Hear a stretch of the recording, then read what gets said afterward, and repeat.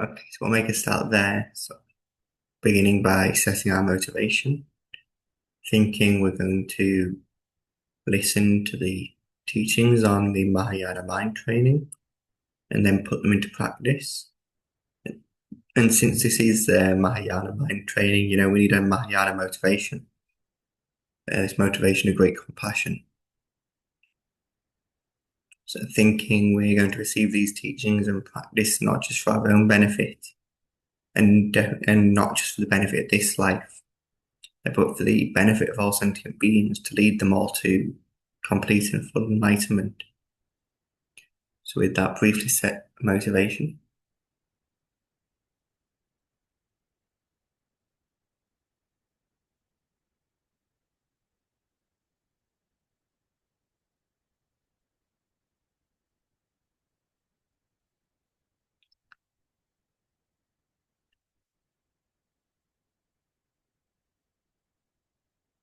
so make a start with the prayers, like we often do.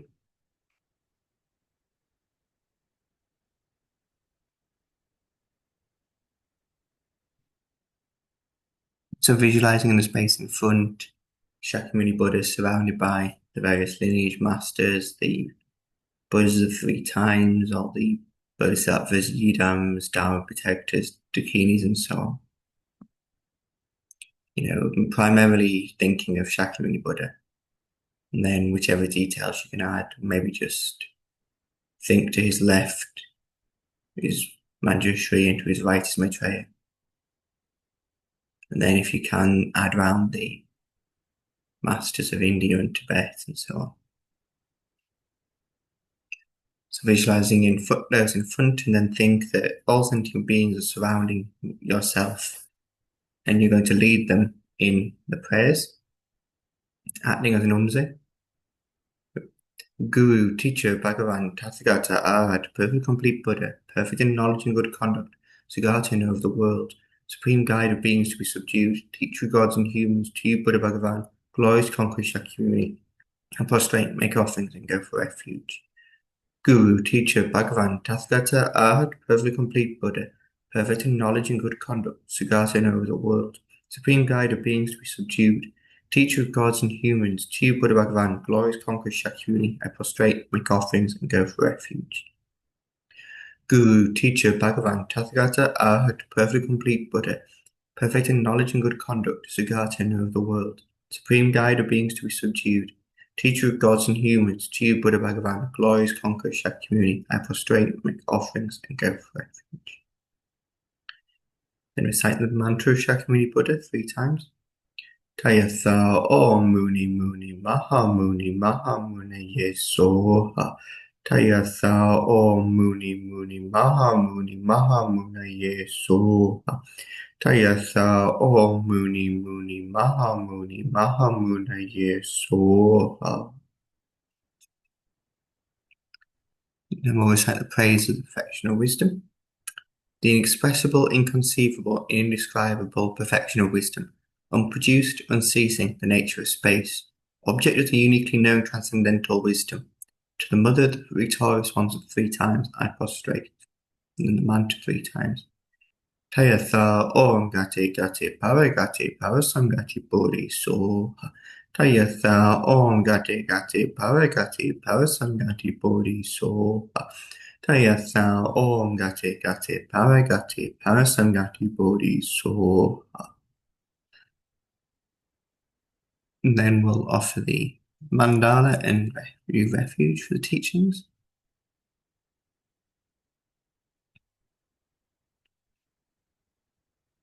Om Sashibuhi Yoshin Meto Dramirali Nire Yembani Sangye Shindu Mite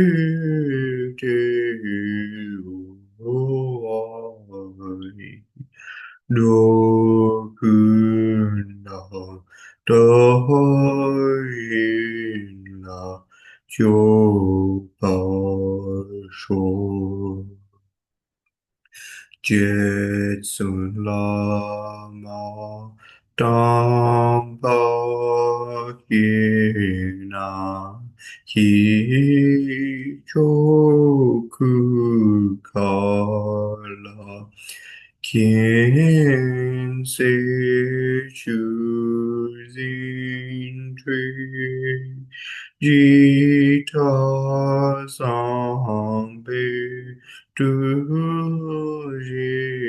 Jizin Mala Zagi Choki Chaba Batu So Idam Ku Gandamandala Kamyatayami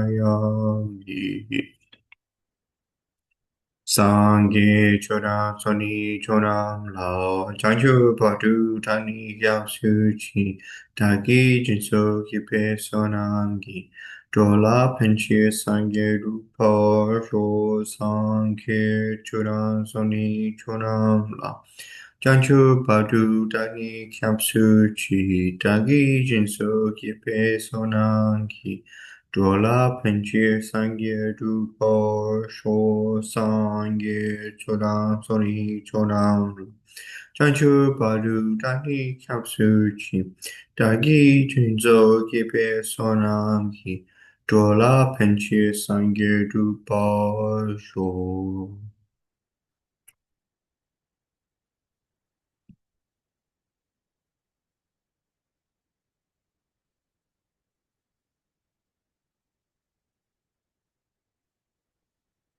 Okay, so with that, we'll begin this week's discussion on the Lojong, looking at the 8 verses of mind training.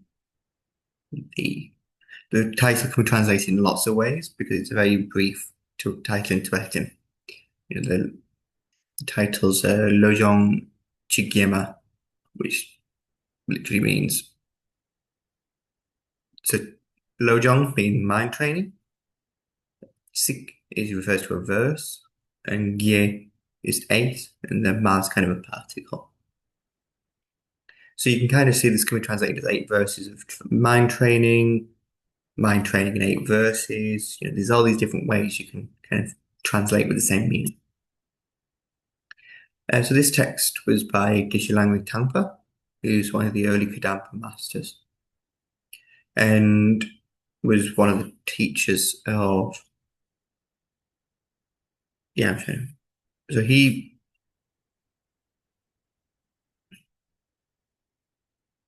is one of the early Kadampa masters, very famous for his kind of Lojong terms. He practiced, he was had a lot of mind training teachings. That was his kind of main lineage in the Kadampa tradition. So there's two ways two main texts by Geshe check out, Geshe Tangpa you can look at. And there's one of the sayings of Geshe Tangpa. And this is from the text compiled called the Collected Sayings of the Early Kadampa Masters. It's quite an interesting text. He just gives a few pithy Lojong tips, basically. But we're going to focus on his other text, which is very well known and it's more elaborate than these sayings, but it's a very concise text still. His Holiness Dalai Lama praises this text greatly. He says it's worth reciting every day if you can to meditate on bodhicitta. And that's basically what makes this text a little bit different to the 7 Lojong verses, which we covered last time, where there's a bit of relative bodhicitta and ultimate bodhicitta, whereas this text mainly focuses on the relative bodhicitta, generation of great compassion. So then, jumping into the root text. So start with verse 1. It says, by thinking of all sentient beings as more precious than a wish-fulfilling jewel for accomplishing the highest aim, I will always hold them dear. So A wish fulfilling jewel is very precious because it said if you have a wish fulfilling jewel and you put it on an altar and you treat it with respect, anything you wish for will just immediately happen. There's going to be no issues whatsoever. Nothing to stop you getting what you want, basically. And in the same way, we're thinking of all these sentient beings, like a wish fulfilling jewel. They can help us get what we want. And what can they help us achieve? They can help us achieve the highest aim, or the aim of full enlightenment, Buddhahood. And how can they do that? Well, we depend on sentient beings to attain Buddhahood because, it's said that the entryway to the Bodhisattva paths is the realization of bodhicitta for the non-Arya paths, and then the entry into the Arya paths is the realization of emptiness. But this isn't full enlightenment of Buddhahood. To get there, you need to practice the six perfections and progress through them. And the six perfections depend on sentient beings, because without sentient beings, we cannot practice generosity, and we cannot practice patience, and so on. So in this way, sentient beings are very dear because they are the means to help us attain enlightenment. They're very kind in this way. So that's why I was told them dear. And then it says in the second verse, whenever I am in the company of others, I will guard myself as the lowest among all, and from the depths of my heart cherish others as supreme. So here, Geshe Langri Tangpa is sort of praising humility, because if we have a very humble attitude, we can progress on the path much easier. Whereas if we only focus on our good qualities, thinking, oh, I'm so amazing because I can do this, I have this meditative experience, I've studied all these texts, we can't critically examine our mind and see our faults. And if we don't see our faults, we can't work on them, we can't change, and we can't develop because we don't think there's anything wrong with ourselves. But because we're not a Buddha, there is something wrong. Therefore, we need to train and observe our mind and look for our faults and make sure we correct them. So by being humble, we're able to do this. If we're not humble, it's just not possible to do this. Then it says in the third verse, in my every action, I will watch my mind, and the moment destructive emotions arise, I will confront them strongly and avert them, since they will hurt both me and others. This is what we're saying about if you have then mindfulness. We're watching our mind as we go about our daily activities and we think, oh, this emotion is arising. Is that virtue or non-virtue? Or neutral, but generally either of the two. And then if it's a non-virtue, so like anger's arising, we then think, this isn't good, I need to stop it right now. And we apply the antidote of patience. So we say, confront them strongly and avert them since they hurt both me and others, or myself and others. So the negative, destructive emotions, these afflictions, hurt us because we accumulate negative karma by being under their control. And when we accumulate negative karma, it's going to ripen as suffering on ourselves in the future. And they hurt others because, well, when we have these afflictive emotions, we do negative deeds, and a negative deed is something which causes harm. And generally speaking, most of our actions are towards others. So when we do something harmful, so we generate anger, we then do shout at someone, or we say something hurtful, or we even hit someone or so on. So everything there is actually going to hurt someone else. So the three verses here, we start off by thinking about the importance of sentient beings. And these last two verses are all about thinking about ourselves, in being critical and watching our mind and making sure we don't do negative deeds. Then verse 4 says, whenever I see ill-natured beings or those overwhelmed by heavy misdeeds or suffering, I will cherish them as something rare, as though I'd found a priceless treasure. So these ill-natured beings, who people are overwhelmed by heavy misdeeds and suffering, they're a priceless treasure because they can help us.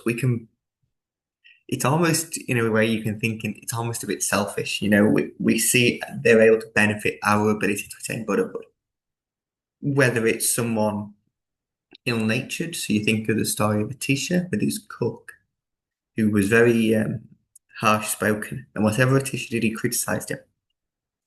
And constantly. And the Tibetans pulled the teacher aside one day and said, "Oh, great teacher, you don't have to have this awful cook. We can find you a nice Tibetan cook who will speak very pleasantly to you and treat you with respect like you deserve." And the teacher said, "No, I like this one. He's my teacher of patience." Because it's there so we don't get too high an opinion of ourselves. So he says, these people can help us because they let us practice patience. Or we can also, if someone's suffering too much and we help them, we accumulate merit and progress along the path by practicing generosity and so forth. Thinking generosity can be divided into generosity of giving material objects, generosity of giving the Dharma, and generosity of giving fearlessness. So towards others, we can generally towards anyone, we can practice the generosity of material objects, giving money, giving food, those kind of things. And we can practice the generosity of fearlessness, where we help them in whatever issues they're facing, whether it's just through kind of moral support or if there's something we can do. And then the third generosity of giving the Dharma is the highest form of generosity. But we have to be a bit more careful with this. It's not necessarily appropriate to go around everyone spreading teaching Dharma to people. If they're not interested, it can just turn them off Buddhism entirely. Yeah, exactly. Tenzin Gyatso Rinpoche is the same. He's a, a bodhisattva who's fully realized these teachings. He's very much like a teacher. He sees all these beings as teachers. Lama Zopa Rinpoche and his Holiness Dalai Lama have said the same thing. All these sentient beings are there and they help us practice constantly. Then verse 5 says, whenever someone out of envy does me wrong by attacking or belittling me, I will take defeat upon myself and give victory to others. So he's saying here, when someone criticizes us, we don't respond back with more harsh speech and accumulate negative karma. You maybe need to go and practice patience and excuse yourself from the situation because it's not always beneficial. But you can just pause and think, okay, this is my previous negative karma ripening on myself right now. If I didn't have this ripen on me right now, it would ripen in the future in a much more severe way. So I'm very fortunate that it's just ripening as minor criticism, not untimely death or obstacles to my Dharma practice. So in this way, we think we're very fortunate. It's like this. And, we take defeat by not speaking back harshly. Because all that you do is you shout back and then they shout back and you shout back and they shout back. And you go backwards and forwards, just accumulating so much negative karma and destroying so much virtue. So it's incredibly counterproductive to behave like that. So we must be very careful. And then verse 6 says, even when someone I have helped or in whom I have placed great hopes mistreats me very unjustly, I will view that person as a true spiritual teacher. So again, this is kind of thinking back to the story of the teacher's cook.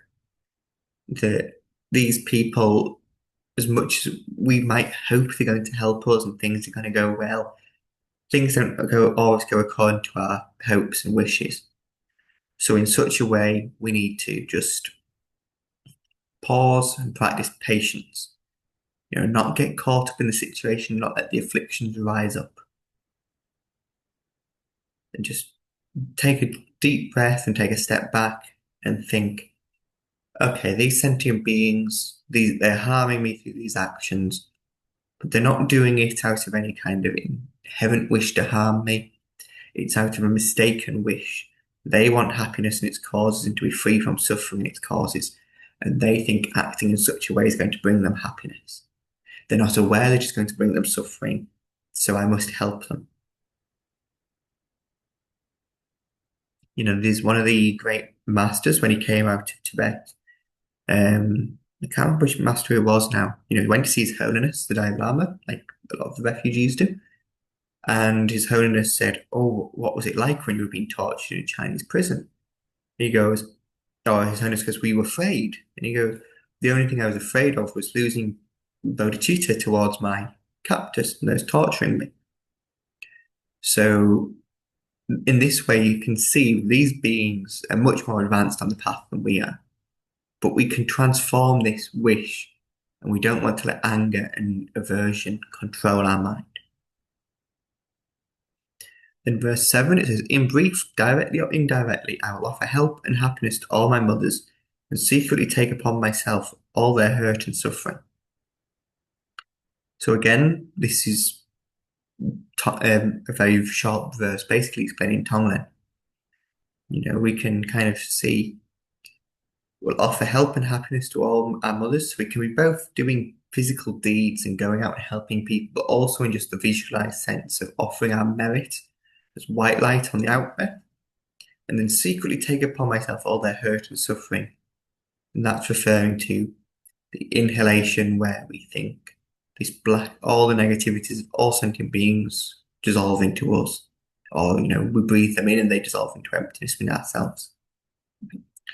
And it's then secretly, because this is one of the key instructions in Tonglen, is you're meant to practice secretly. You don't go around telling people I'm practicing Tonglen for your benefit and develop an ego about it. It's meant to be a practice we keep to ourselves. So we have this kind of humility towards the practice and we're not developing an ego, because that's an obstacle to actually success at Tonglen meditation. And then the 8th verse says, I will learn to keep all these practices untainted by thoughts of the 8 worldly concerns. May I recognize all things as illusions and without attachment gain freedom from bondage. So what we're saying is learn to keep all these practices. It's all the 6 perfections, the meditation on bodhicitta, practicing Tonglen and so on. What we're keeping them free from is the worldly concerns, the hope for happiness and the fear of suffering, the hope for fame and the fear of kind of being insignificant, the hope for praise and the fear of blame, and the hope of gain and the fear of loss. These are the worldly winds that throw us around samsara. Most of our actions are concerned and basically motivated by this. We want happiness, we don't want suffering. That's how we act. That's not what we should be doing. So abandoning the concern, which this comes through renunciation of samsara by contemplating the defects of samsara over and over again. That is how we keep our practice pure and untainted. And then may I recognize all things as like illusions, and without attachment gain freedom from bondage. So this refers to the ultimate bodhicitta. So whereas in the 7-point mind training, it's quite elaborate on emptiness, it's very brief in this text, it's just 2 lines. So saying we see all phenomena as empty of inherent existence. They don't exist truly from their own side, they're just like an illusion, like a mirage. You might have this appearance of the mirage in the desert, but then when you investigate and you go to touch it, there's just nothing there to be found. There's no kind of solid essence to be found to anything. And then as we contemplate renunciation and emptiness, we reduce our attachment to things within samsara. So that's what it's saying, without attachment. And freedom from bondage refers to full enlightenment, or even just entering the paths, because once you enter the Arya paths, you don't have the samsara suffering the same. You don't generate more negative karma, you just have kind of previous seeds to purify. And that's because by realizing emptiness, we cut the root of samsara. There's just no suffering whatsoever to be had.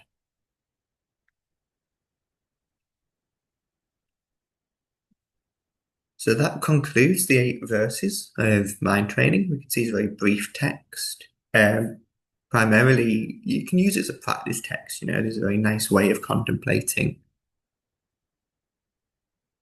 taking on the preciousness, thinking about the benefit of all these other sentient beings, kind of developing a mind of equanimity towards all. I think in verses 4 and 5 and 6, we're kind of developing equanimity towards all sentient beings. And then verse 7 is practicing Tonglen, which is generating relative bodhicitta. And then in verse 8, we're meditating on emptiness and practicing ultimate bodhicitta. And the 2 bodhicittas are combined, and then we just progress along the path to full enlightenment, just like that. So because it's such a brief text and we'll kind of finish that really quickly, I'll just quickly go through the sayings of Geshe Langri Tangpa. So this comes from the collected sayings of the early Kadampa masters.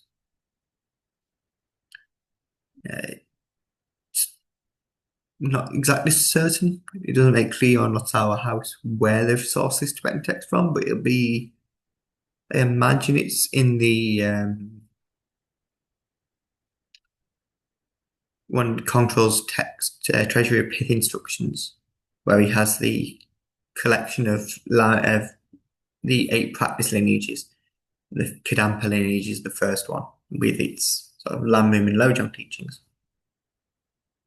So here he says, as no ordinary being can truly take the measure of another, do not disparage anyone at all. So this one is a very key text for someone who's practicing the Mahayana because we don't know who anyone is. We don't know who's a Buddha, we don't know who's an ordinary being. So we've got to treat everyone the same. And there's a very famous story. Eric Pema told this story in an interview with Wisdom. And he said there was a great master in Tulsi Rinpoche's monastery in Tibet. And he was a very learned Kempo, and he did the traditional retreats. He done Nondro, he did the 3 routes, he did the Salung, and so on. Then he came to practice Dzogchen. And he went to see Tulsi Rinpoche and received the pointing out instruction. And he just didn't get it. And Tulsi Rinpoche went, okay, you go away and practice it more, come back, and we'll try again. And they did this a couple of times, and then after a few goes, Tulsi Rinpoche goes, now, I've successfully pointed out the nature of this Rigpa to numerous disciples over the years, so I know it's not an issue from my side in I can't correctly point out Rigpa. So it means it's an issue from your side. Can you think of any negative karma you have towards a Buddha that you haven't purified, or any negative karma? And he goes, no, I don't think I can, but I'll go away and think on it. So he goes back to his meditation hut and he sat meditating that night and he sits and he remembers before he was a monk, he was a shepherd or a herder and he was taking some yaks over a narrow mountain pass. And there was another carriage of yaks going in the opposite direction who kind of got in his way and nearly pushed his yaks off the mountainside. So he didn't know who these yaks belonged to, but he kind of saw they belonged to some Kagyu monastery. So he cursed out and complained about these accursed Kagyu monks with their yaks. But then it turned out that these yaks actually belonged to the 16th Karmapa. So he developed the negative karma of kind of criticizing and slandering a Buddha. So then he went back and told Tulsi Rinpoche, I think this is what it was. And Tulsi Rinpoche went, oh yes, those are the yaks of the 16th Karmapa. You need to go and see him and apologize to the Karmapa in person. So this Kempo went away and apologized to the Karmapa, and the Karmapa was fully aware that he'd done this. And then he went back to Tulsi Rinpoche, received the pointing out instructions of Rigpa again, and got it like that on this first go after apologizing. So, while a very long story, it's a very important one because it really highlights the importance of not criticizing people we don't know. Because you could criticize a Buddha and then your Dharma practice doesn't really get anywhere. It creates all kinds of obstacles. So we should be very careful in that way. So it continues, as all the Buddha's teachings yield their own particular results, don't relate to them as good or bad. So it's very, again, similar to how we don't know who we're criticizing. We could criticize a Buddha. Criticizing the teachings of Buddha is very negative. And we don't know, certain people have karma for certain teachings. You can see in the Namtar of Milarepa, he originally, before going to Marpa and receiving the Mahamudra instructions, he actually went to a Nyingma master. I think it's Rongzong Pandita. I'm not 100% certain, but I've seen some stories saying it was him. But anyway, he received the Dzogchen instructions and he went away and meditated and just didn't get anywhere. It's because he just didn't have the karma. And he goes, I don't understand. I just cannot make any progress. And have made progress in the past with Dharma practice. And this Nyingma teacher goes, oh yeah, you don't have the karma to practice Dzogchen, but you have the karma to practice Mahamudra. You need to go and see the great Marpa Lotsawa, and he's your karmically destined guru. So in this way, just because a practice doesn't work for you, and it's not that the practice is bad, it's just maybe not your karma to practice that particular teaching. So for some people, highest yoga tantra is not in their capacity. So that's fine, then just put it aside. There's no need to criticize there's highest yoga tantra and go, it's wrong. And you just put it aside and think, okay, it's not for me right now, but maybe in the future one day it will be. In the same way, thinking, I'm a Mahayana practitioner, therefore I'm superior to a Theravada, a Shavaka practitioner, someone who practices for self-liberation, or someone who practices to be a Pratyeka Buddha, thinking that we're better than them because we practice for the benefit of all sentient beings is also wrong. Because you're then criticizing the teachings of the Buddha for particular beings. So in this way, we've got to be very careful not to criticize any teachings of the Buddha. So then it says, as there is nothing to do in the great vehicle but work for sentient beings, don't let your armor for benefiting others be insubstantial. So armor here has the sense of being of courage. So he's saying that if you practicing the Mahayana, all you can do is work for sentient beings. You can't just you can't think about yourself, you just work for all sentient beings. Therefore, we need a lot of kind of courage and motivation because, the obstacles come up in Dharma practice and things get very difficult, especially in retreat.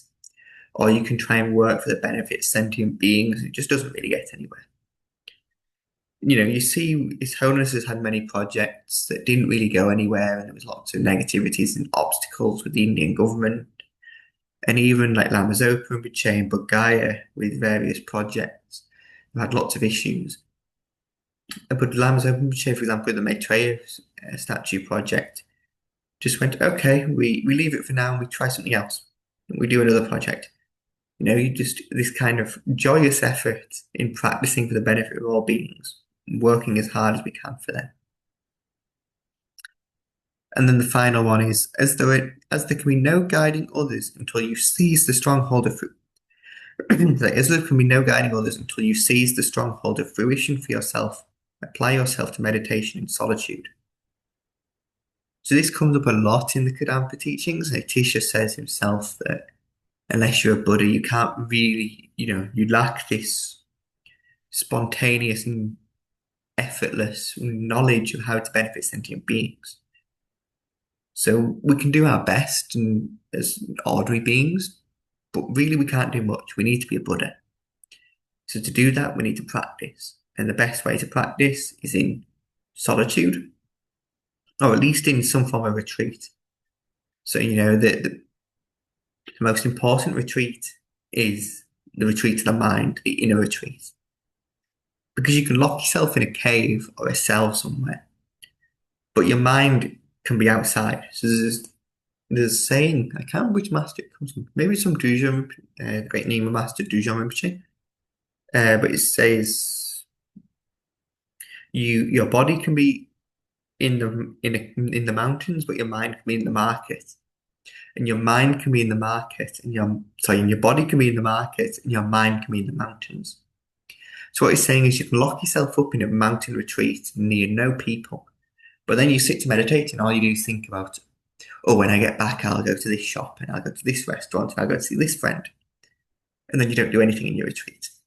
Or you can physically be in the market, but your mind is not there. You're not thinking about the worldly concerns. You're just thinking about the Dharma. You're contemplating bodhicitta and emptiness at all times. So in that way, the inner retreat of the mind is more important, of not being attached to samsara, of working for sentient beings. But as beginners, it's quite useful to put yourself in to a degree of solitude, because then your mind, if your body's in solitude, there's less distractions, then your mind goes to that state. So if we really want to benefit others, we need the full omniscience of a Buddha who knows how to act kind of effortlessly. So that there concludes the two Lojong texts by Geshe Langri Tangpa. So that's very auspicious, I suppose, to do the two. So if there's any questions, we can take a moment for them.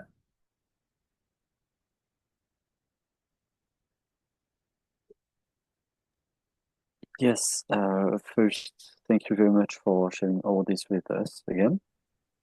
And I do have two questions. So Yeah. the first one, yes, could you please explain the difference there could be between the sentient beings we take as teachers, as Geshe Langri Tangpa advises to you to advises us to do, and our Dharma teachers, because Geshe Langri Tangpa does tell us to take them as true spiritual teachers, right? Yet we don't really treat them the same way, do we? Yeah, so I suppose what you need to consider is it's not very literal. The Lojong texts are highly metaphorical. So we're not taking them as a Dharma teacher in the sense that you might go to a Geshe or a Kempo and receive teachings and blessings and oral transmissions.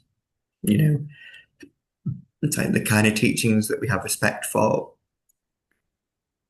but we should see them as like a teacher. They're giving us an opportunity. This is what it says. It says,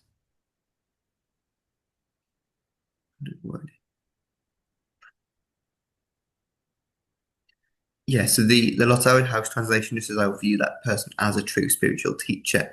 But other translations say, I'll view that person as like a spiritual teacher because they're a spiritual teacher in the way that they are giving you the circumstances to practice patience. If everyone's nice to you all the time, it's actually very hard to develop patience. Well, it's basically impossible to develop patience if everyone's nice to you. So in that way, they're being very kind because they're teaching you how and giving you the opportunity to practice patience. But yeah, you don't take necessarily need to think of them like you think of as a root guru and have the kind of guru devotion towards them in that way. Yes, thank you. And then also, so you said, yes, you said we could use this text, I mean, the 8 verses of mind training as a practice text, and you also connected the text with the three principal aspects of the path, right? Yes. And I, yes, so I wondered if uh, you thought it was possible for us to connect the whole text with the entire labyrinth, like as a whole path, as a whole train. Yeah. Yeah, basically all Dharma teachings can be connected to the entire path. Okay, there are certain texts which just focus on one particular aspect, because all Dharma teachings can be divided into one of the three principal aspects, renunciation, bodhicitta, and the right view of emptiness. So then you can say some texts are only covering one of the three principal aspects of the path, you know, um, like Nagarjuna's fundamental wisdom. That really just covers emptiness.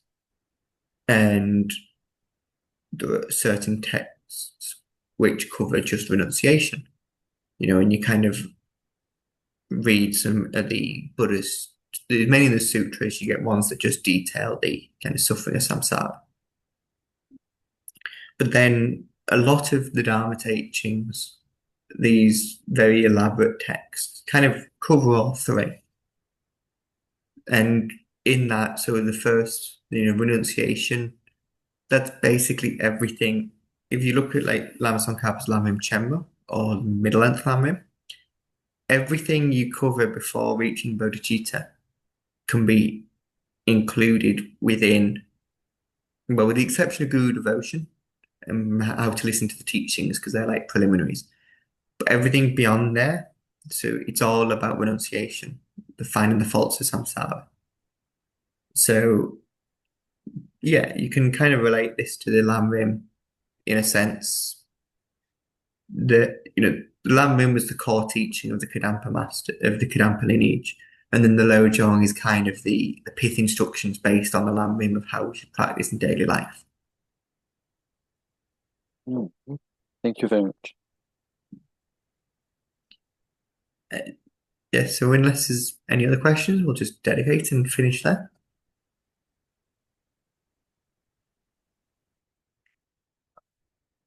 So we'll just dedicate for the two Bodhicittas and the long life of all of our holy gurus and, the good health of all sentient beings who are sick and suffering and the removal of obstacles for sentient beings. And thinking that the person making the dedication, kind of the merit we're dedicating and the aim we're dedicating towards are all empty without existence, and that's why they are in the nature of cause and effect and will come true. So, Jancho, Semcho, Rinpoche, Make, Panam, Kegyuchi, Kepan, Yampa, Mepayan, Gong Ne, Gong Du, Pelwa, Sho, Tongni, Tawa, Rinpoche, Make, Panam, Kegyuchi, Kepan, Yampa, Mepayan, Gong Ne, Gong Du, Pelwa, Sho. Langri we always in comes so pendant de wa mandu shumwe ni chenwe ze wang tenzin yaso yi shape site badu tengyu chi.